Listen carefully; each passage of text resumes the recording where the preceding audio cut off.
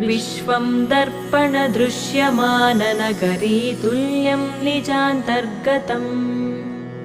पश्यन्नात्मनि मायया बहिरिवोद्भूतं यथा निद्रया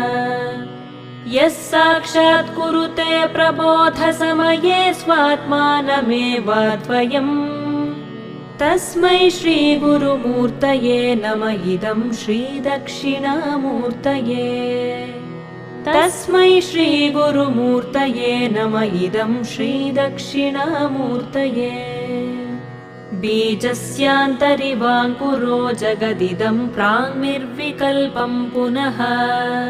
मायाकल्पितदेशकालकलना वैचित्र्यचित्रीकृतम्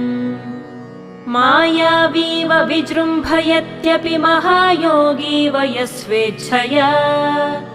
तस्मै श्रीगुरु